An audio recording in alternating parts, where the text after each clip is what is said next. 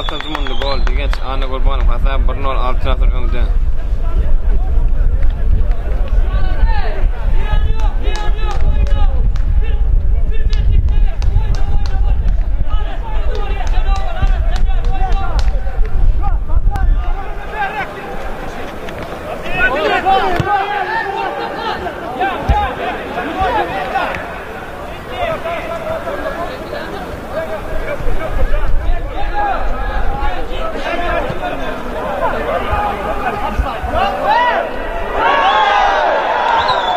Gol Süleyman Muhtar, 4-4-cü munda.